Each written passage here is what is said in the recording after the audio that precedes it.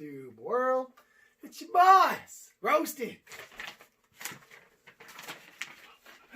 Oh, the channel. Right? Yeah, I tell you what. And welcome to the greatest time of day where you get to sit down, you get to cozy up next to a fire, you get to look into your loved one's eyes and go, let's watch some wrestling talk, baby! Is that what it says? Yeah, it says Roasted Wrestling Talk. Oh. Made it myself. Nice. I mean, my father-in-law drew all the cool stuff. Oh, so you didn't do anything? Yeah, no, I just photo edited some of it. Gotcha. She stole somebody's idea. Oh. Yeah. But he let me, so. Nice. Okay. That's all that matters. Yeah, all that matters. All that matters. Yeah, so this is Wrestling Talk. We're going to talk about a bunch of topics that we pulled, that we feel are important. It's not about everything. It's about the things we think we need to bring to you so you can understand the real world of wrestling. That hashtag wrestling life. I like it. You like it? I like it. Cool. Cool. Let's get it started with Samoa Joe. Okay. Samoa Joe, if you will. So apparently he got hurt again, like for the 5 billionth time. Yeah. During a commercial. And he also has been suspended for 30 days for violating the wellness policy, which could be weed, because apparently weed is in the wellness policy. You smoke a little bit of ganja, you out.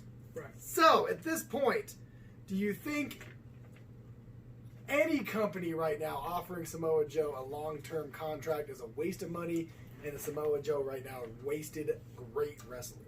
No, I don't.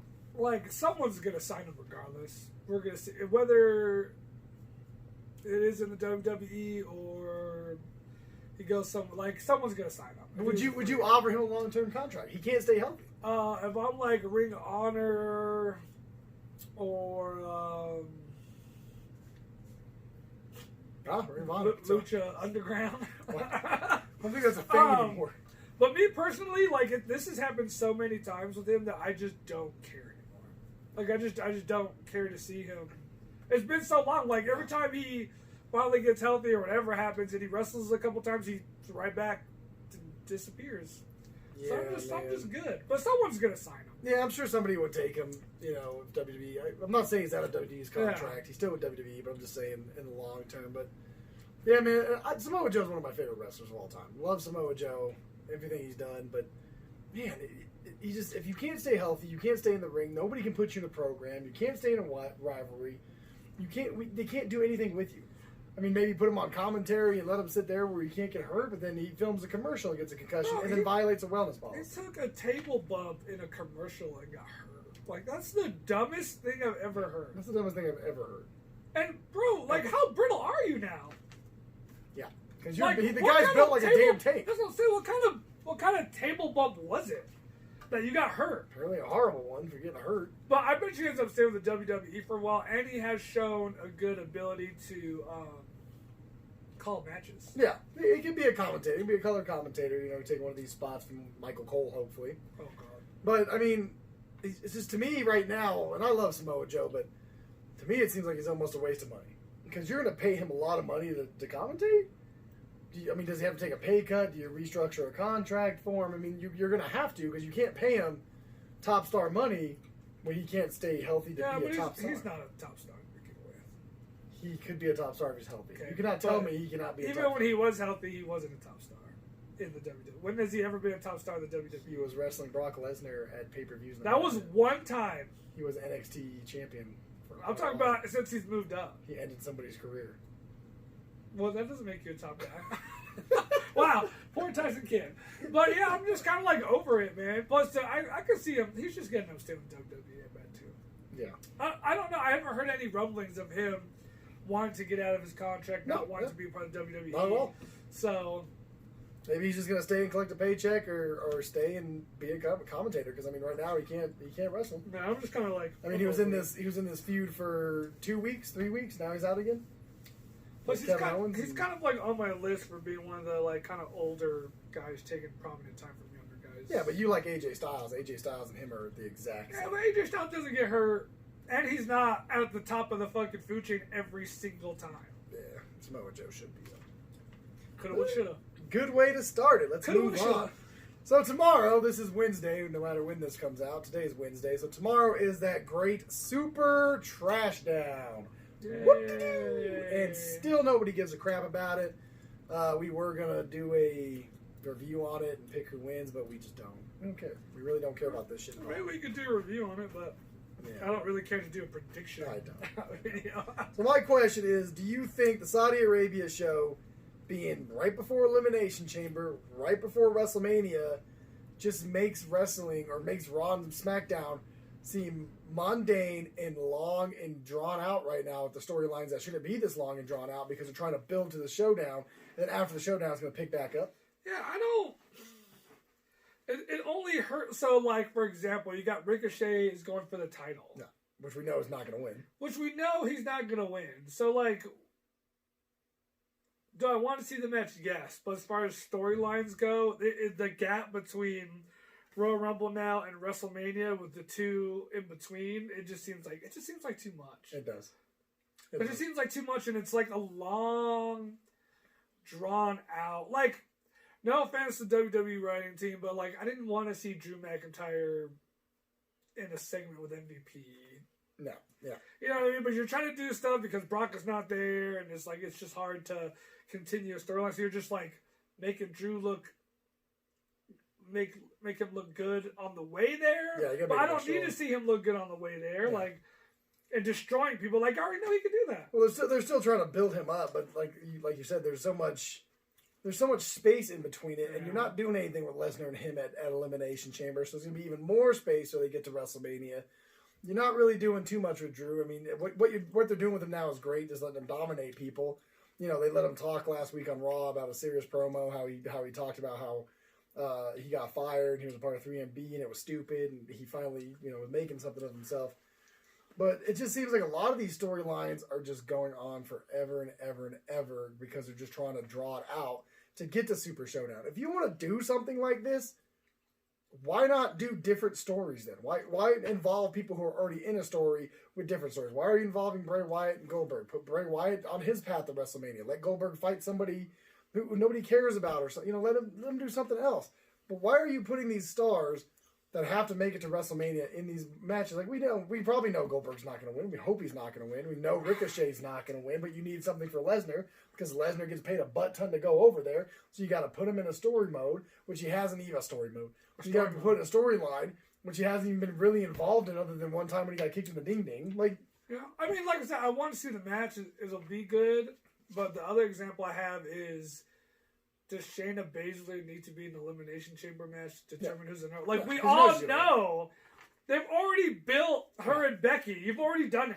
Why does she have to win an Elimination Chamber, which we all know she's going to, in order to wrestle her at WrestleMania? And then what is this Elimination Chamber again with no titles being defended?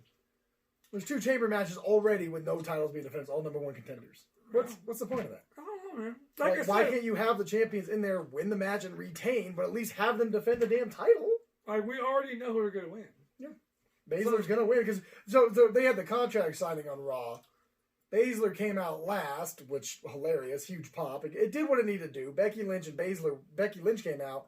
They went at it, and Becky Lynch just looked over the other 5 competitors. Like, you're already like, nobody cares about this match because you know Baszler's going to win. Nobody even wants to see the match now. And you're already making the 5 competitors. Liv Morgan, Sarah Logan, yeah, you already put Ruby Riott, 5 Natalia, other people that we know, and Asuka, and you're gonna let them just give it out to Baszler. Yeah, like, we already know none of those girls are gonna win. Yeah. Liv Morgan is not gonna win that match. If anything, why not have Baszler in a match versus Asuka, number 1 contender there, and then put Becky in the Elimination Chamber and let her win the damn title? Make her look strong. Let her fight in the chamber. Let Baszler beat Asuka. Make Baszler look strong. And how hard is that? There's booking 101 right there. There's so many things. It just, you don't start it before you're trying to build it. Like, that doesn't make sense. It doesn't make sense. All right, moving on. Let's go to some AEW talk. Yay. AEW. Now, I kind of touched base a little bit about this subject in the last video. If you didn't check it out, please check it out. It was Wednesday Night Wars. Cody took on Warlord in a steel cage match. AEW's first steel cage match. Amazing match. Fantastico. Probably the best match they've had to date. I really think it was. But not only does Cody split himself open by blading, he also breaks his toe and rips off his toenail. I don't think he broke it. Did he break it? He said he broke his toe and he ripped off his toenail. I thought he bruised it because he's still cleared to wrestle. Yeah.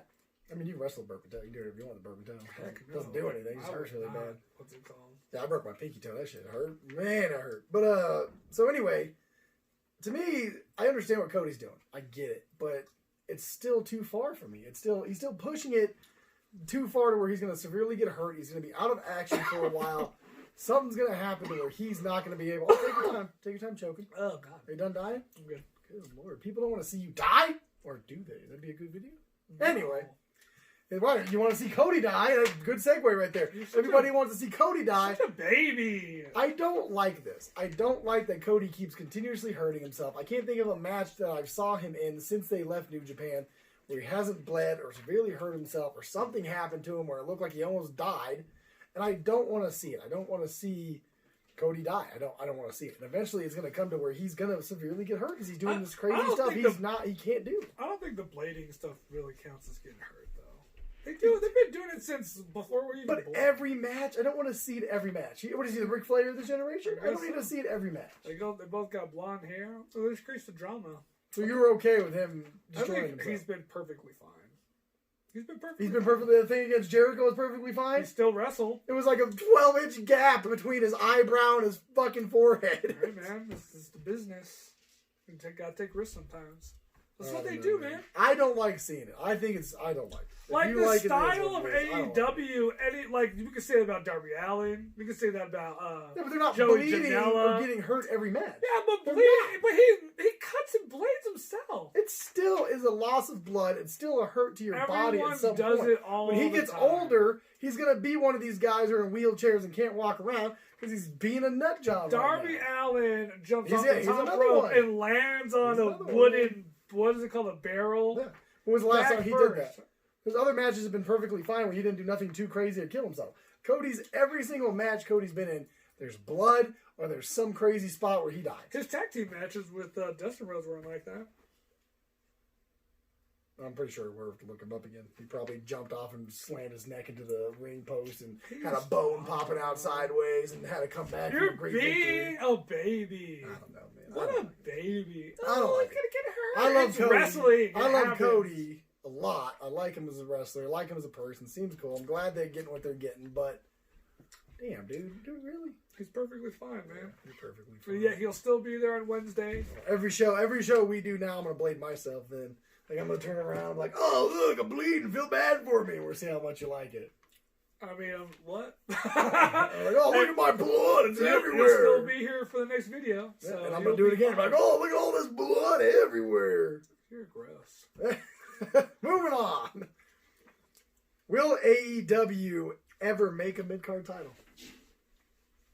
I'm sure everybody saw that. It's going to have to be in the video because I can't cut it. Just wait. Bye, Nicole. It's 5 to 12. Cool. 5 to 12. Will AEW ever make a mid-card title? Oh, God, I hope so. I hope so. I hope that they do.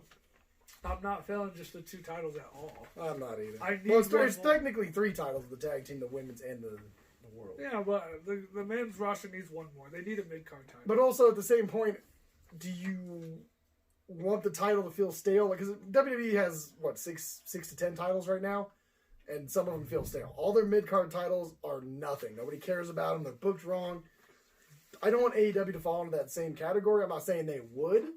But right now, their titles mean something. It means a lot that Nyla Rose won. It means a lot that Jericho's the first one. It means a lot that Kenny and Hangman are about to defend against the Young Bucks. The way they're billing these 3 right now, do we need another one that might not get billed? Yes. You still do. The key words you said are booked wrong. The mid-card titles in SmackDown and Raw would mean more to everybody if they were booked right. So if AEW books it right like they have been with their other titles, then their roster's too big right now for them not to have at least 1 more. Yeah, because you had when The Miz had that Intercontinental title, he made something of it. He made it count for something. You know, when Kevin Owens had the NXT title, he came over and could care less about the other titles. He was stepping on them, didn't care. He made something of that title. So I mean, if you're a U.S. or an Intercontinental champion, yeah, your main goal should be the world title. Always should be. But if you have that title, you need to make it feel more important. You need to make it feel more important, that World or that Universal Championship. Because if you don't, what is the point of the damn title? And that's what I'm saying. If they get this mid-card title, is there a way for them to make it feel more important than that title to where you're going to be invested in that title? I mean, technically they have 2 shows. You can defend it on the Dark Match show. On Dynamite? Yeah.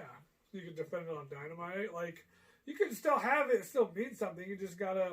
Plus, I miss the old days of, like, before you could even get to that world title, a lot of the guys went through and had the IC title first. Yeah, and you had to carry that for a while. And they carried that for a while, prove that you were that guy. And then once you were done with that program as the champ, you know, they went back and forth, like when Stone Cold had it, lost it, Owen Hart got it back and forth. Then he finally moved on. Yeah, I missed that because it made the IC like that was the next star. Yeah, for the future. It did. That's true. I mean, now AEW just has a bunch of dudes with different records, and everyone's just going for one title. Yeah, I mean, with the record, I guess that makes sense. With the record thing as it is now, they kind of need something else for everybody to go. I don't even pay attention to it. Like, I don't even pay... There's so many guys on the show. Some of them only have one loss. That's what I'm saying. So... yeah, that makes sense. You gotta have something in between. I mean, I definitely want to see one. I just, like I said, I don't want to fall into that rut of where it's underused. You just gotta... Dude, they used to book the IC title so good. Did. So, bonus question. Do you want it like the IC title where it's booked really good? Or do you want it like the United States Championship with John Cena where it's open challenge? Or just do both. Oh, so you want 2 titles? You want 2 more titles. You don't want just 1 title. You want some wrestlers do it, with other ones don't. Just depending on what the character is. I really like the open challenge. Yeah, I did too. I thought it was something interesting. It gave people who never got a chance a chance. It gave them something, you know? Just do both. That's how you build characters too. That's how you build a fighting champion. Like, some characters can do it, some can't, and that's fine. Just... Yeah, like MJF wouldn't do an open challenge. Yeah, exactly. He wouldn't do it. But I would love to see him with a mid-card title. Oh, yeah. And then move him up to Warlord or anybody right now would be great with the mid-card title. Darby Allin would be damn good with a mid-card title. So, I got this big flashing red light pops out. And it says, warning, news flash. And I go, what is this news flash? And the biggest news out of AEW this week, and this is my word, this isn't how they worded it, but has Kenny Omega gone from best bout machine to underperforming machine? He is never underperforming. Is he the lower brand of dishwasher right now? Oh, man. All his matches have been fantastic. But is he performing like he did in New Japan? He's not. There's no way you can. With his matches against Okada, his matches, I mean, any match that he had in New Japan was instantly a 5-star match. Right now in AEW, he's taking a step back, which I understand why he's doing it. I understand all this, but for me to play devil's advocate, he's taking a step back and he's not performing to his yeah, but he's also been in a tag team too. His matches have always been good. I think he's in a tag team. So I watched the Elite. If you watch the Elite, he tore his pec or something up here, some type of shoulder injury. And I think that's why they're putting him in a tag team so he doesn't have to carry the load by himself. Well, that's what they're doing. I mean, that's what you got to do. But I wouldn't say that all his tag team matches have been fantastic. I thought they've been really good. I think he's still putting on good shows. Like I said, I understand why he's pulling back because you have to showcase these younger stars. Yeah. Yes, he's still young. Yes, he's still talented. One day he's going to have the title. He's going to be the face again. But right now, with your show developing, I feel like they did the right thing by not putting him at the top right away, not pushing him to the moon, not having him against Jericho right away because we've already seen it in New Japan. Yeah. And building him up. He's got the Iron Man match against Pac, which that's going to be nothing short of amazing. His matches with Pac has been nothing but amazing. Yeah. His match with Moxley was decent at best because of Moxley. His storyline with Moxley was decent at best because of Moxley. But the things he's done has been something to keep him relevant. And he was losing a bunch, which that's really good to see. Because what do you want? You want him to win every match? You want him to be the next John Cena where he wins everything, he takes everybody, he buries them with a golden shovel. And then, because if he loses, he's fine. Right. He loses to anybody right now, he's fine. He can put somebody over, and it's not a big deal. It's Kenny Omega. I mean, he didn't even have a win for how long? Yeah, he didn't have a win for almost a half a year. But see, this goes back to my little issue, is that the Elite are too popular. So now that he's not winning all the matches, or now that he's not in the main event, putting on one-on-one matches and 5-star classics, was he falling off now? Because that's what everybody wants. Everyone wants to see Kenny and the Young Bucks with the titles, main eventing, putting on the best matches because that's what they do. And they can't do that all the time. And they can't do it all the time. They can't do that because they have to build these other stars. So right now, the Elite has the Daniel Bryan syndrome, where everybody wants them in the main event. Everybody wants them to have the title. Everybody wants him in the best story. Every single time. But you can't do it because you have to build up to it. If we don't build up to Yeselmania, if he doesn't get eliminated the Royal Rumble and he doesn't win the Royal Rumble and get thrown in that match at WrestleMania, Daniel Bryan's probably not as big a star as he is now. There's no way. But that built him up to be a bigger star. The whole yes movement, the whole take over the ring, and all that stuff that built up to that WrestleMania. You have to do that. You can't just automatically. Same with Kofi. You had to make Kofi build it again and again. He had to run through a gauntlet match again and again. And Kofi's a guaranteed star. But to get him to that next level, you had to build something off of it, right? Yep. That's what you have to do with Kenny and the Young Bucks. Yes, they're super popular, but you have to build something off of it. You can't just put the straps on them every single time, let the main event every single time, and then Darby Allin, Cody, Hangman Page, Dustin, MJF, Warlord, they all fall to the wayside, and you do nothing with them. Well, that was the issue that happened before. That's why, because they're so popular that they're not even. So like the Young Bucks just won the tag team thing, and they're gonna go against Kenny and Hangman. So it's like they have to be put in a prominent role. Yeah. Because the popularity is so high. Yeah, super high. They're just so much more popular, which is fine. But if they're not going for the titles all the time, and they're not going for the world title all the time, or someone doesn't have a title and someone's chasing them, what do you do with them to continue to keep people interested when that's what people want to see? See, and I know you hate it when it happened, but what happened with Cody losing to Jericho and not going for the title, it had to happen. I just didn't like the stipulation. It had to happen because right now we'd be hearing about Cody. Oh, Cody needs to be the title. Cody needs to be this. Cody needs to be that. Well, Cody can't now, and nobody's saying a word about Cody underperforming. Nobody's saying a word about Cody not being on the title. He's still in super prominent. His storyline, he's only been up for the title once, but his storylines are always the best. But Omega has a title right now. Yeah, it might be the tag team title, but he still has a title around his waist. But the story isn't about him. The story is about Hangman Page. Yeah. So you get what I'm saying? So like Cody. Without Omega, that Hangman Page, if we get the payoff we want, without Omega, it doesn't even matter. Yeah, but that's the payoff. That's not leading up to it, though. What's leading up to it that's making the story interesting is Hangman Page. It's not Kenny. Kenny's not really doing. He's just doing matches like he always does. It's every time they win or they lose, Adam Page is doing something that everyone's focusing on over here. Yeah, not looking at Kenny. Dude, and that's Cody, pissing Kenny fans off. Cody's probably the face of AEW. Again, he's only been up for the title once he lost, but his story is probably the most. It's the best one. It's always the best one. That's the best one right now, especially that damn cage match. Woo! Can't talk enough about that damn cage match. All right, let's move on to Kenny and into a future star. So they were supposed to have a battle royale. I can't remember the exact thing because I don't care. It's a Super Showdown. Rusev was in this battle royale. Rusev has been replaced by Rey Mysterio. Rusev is having contact. Rusev is having contract problems with WWE right now. Now that he's been taken out of Super Showdown, he's off the main roster. He hasn't had any feud with Bobby Lashley or Lana. They moved away with that. He hasn't been seen on Raw. Oh no, that was gorgeous. Let's burp during segments. This guy, I apologize. YouTube world, you get to see it all. I'm not editing nothing out. It's uncut. See, this is what happens. This is real life. This is real life, baby.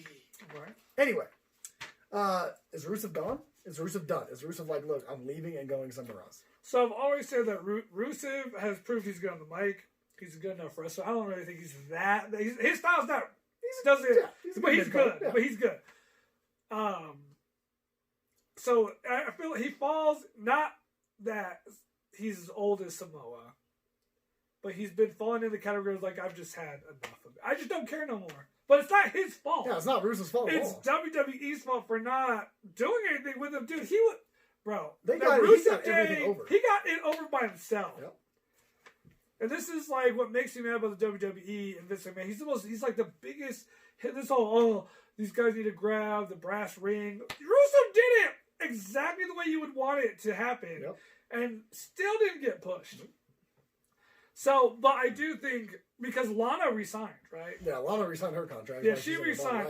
I'm almost guaranteeing Rusev's going to be like, I'm out. I'm done here. Like, they're not showcasing. The whole story between him and Bobby Lashley. So bad. And not even that. Bobby Lashley's still on TV every week, and Rusev's not. Yep. So and Rusev's been pulled. They still show the same, because for some reason WWE apparently can't edit like I can't. But they still have Rusev in the damn picture but they're telling you that he's being replaced by Rey Mysterio. So what does that even mean? I don't know. I just feel bad for him because he's good enough. He's really good. He could be a world title holder. He could have been somebody in the picture with Brock Lesnar. I mean, he could have been. I'm not saying take Drew McIntyre out, but he could be fighting Drew right now, leading up to Elimination Chamber, giving something for Drew to do. Dude, he drove in WrestleMania on a tank. Like, that's a huge spot for someone. He's one of the only guys I've ever seen that legit get buried by John Cena's Golden Shovel, kick the fudge out of the damn Golden Shovel, and bring Rusev Day back, and then still not get used. Yeah, that's true. Usually when Cena buries you, nothing ever happens. But, bro, I don't know what. There's nothing left for him to do there. There isn't. Well, I mean, what else? I mean, where does he go, though? Does he go to AEW, New Japan, Ring of Honor? WWE's starting to. They have so much now. They have too much. Maybe he just should be on Raw. Where do you put him, NXT? If he resigns, does he go back to NXT? I think that if I had to pick, like, let's say he stays with the WWE, the best thing for his career would go back, just be a monster in NXT, take over Killian Dane's spot, because even Killian Dane gets more airtime than he does. And he's not even close. He's not as good. He's not good on the mic. No. I'm not a fan of his wrestling style. No. He looks like he's going to burn down a building when he walks. He has, like, no personality, no charisma. Rusev has all of it. He does. You could totally switch. He could. And you could just not use Dillian on Raw, and then Rusev could be that guy. Because if you ask me right now, if you look me dead in the eye and we're like, hey, would you rather see Killian Dane versus Dijakovic, or Killian Dane versus Keith Lee, or Rusev versus Dijakovic, Rusev versus Keith Lee, I'd rather see Dan Rusev. I would really like to see Keith Lee versus Rusev. That'd be a great match. Or a triple threat. Or him and Dominic. Yeah, and it'd be Rusev, so good. Yeah. But if I'm Rusev and that's not the case, I'm just like, I'm out. Like, even if he went to SmackDown, I don't think they'd do anything with him either. He already tried that. That's where he started everything. Well, that was a good wrestling talk. So wait, hold on a second. I was gonna have the white hand bring that in for us. Oh, the white hand. Oh, white hand. Yeah, the white hand. She was gonna be the white hand. But yeah, bring it in. I'm gonna throw these in there real quick when you come back. Wrestling talk's over. That wasn't a good Adrian has came up with a brilliant idea, and he is going to start running his own show. It's going to be called... I'm running my own show? Well, Roasted Toy Hunt, I think is what we're coming up with right now. It might change. That's subject to change. You never answer to how you like it. Oh, what we're going to be doing, he's going to be hosting. When the AEW action figures come out, we're going to start buying them. We're going to compare them. We're going to show you some of our favorites from our collections. Some of the new stuff that we buy. Yeah.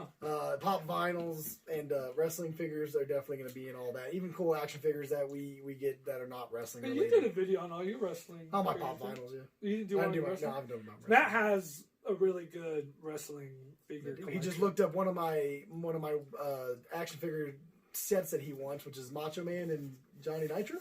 Yeah, from the All-Star WWE All-Stars. $500 right now. That figure's so fire to me. Oh my god. 500 bones. But go ahead, get into your thing. Yeah, no, we got, I don't know if you guys paid attention, but Toy Fair was in New York the last week. Yep. Or the beginning of this week. I think it was last weekend. Yeah, so they announced like all these new figures, the new line for AEW's obviously getting their new ones, which we're excited for that because those figures look amazing. Fire. WWE's doing new stuff. They got technically it's their old line, but they're bringing it back, which is the Legend one. They got they got the Survivor Series Undertaker, which that one looked amazing. Randy Orton when he before he was doing anything, when he was just doing the vignettes with the blue sling and he had like the shaggy hair. The weird John Cena. Mark Henry's Nation of Domination. I think Natalia, but it was like when Natalia first came out, so her whole outfit's like. Before or after the farting? Oh, it was before that. Okay, before the farting. Yeah, before the farting.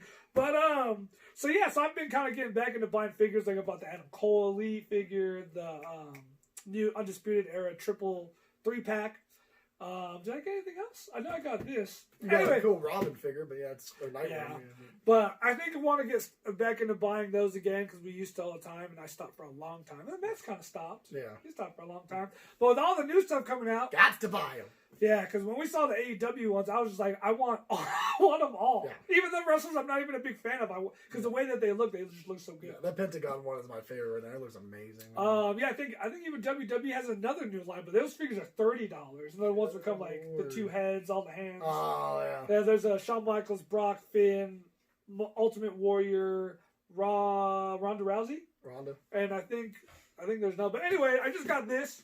Look at that dopeness. This was cool. This is really cool. I can't remember if this was a Toys R Us exclusive. I don't think I would have said Toys R Us exclusive on it.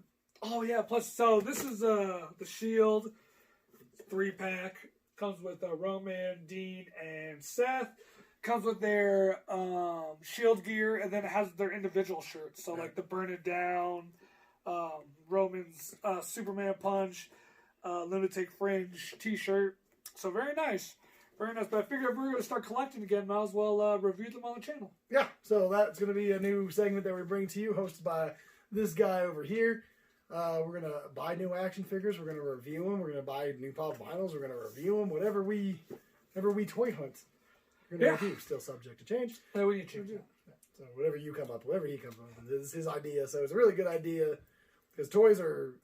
Man, they're cool. They're cool to collect. Toy Fair was crazy. Yeah, it was super crazy, and it's super popular right now. Like it's crazy to see how many people are still into these things, man. And they're not cheap because I know my wife and I were talking about it. When these AEW figures hit, they're going to be $25 to $30 a piece, and it's going to be pricey. Yeah, because I think Ringside Collectibles you can pre-order them now, but I think they're $32.99. I wonder if they have a set. I might have to check for the set because I can pre-order the whole set. I'm going to do it.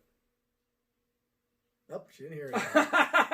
Anything else before we wrap this up? Yeah, man, I just need to take it back to where I started and Becky Lynch. Oh, Becky's up there again? I love you. Oh, what about Nikki? Should I put Nikki back up? No one likes her.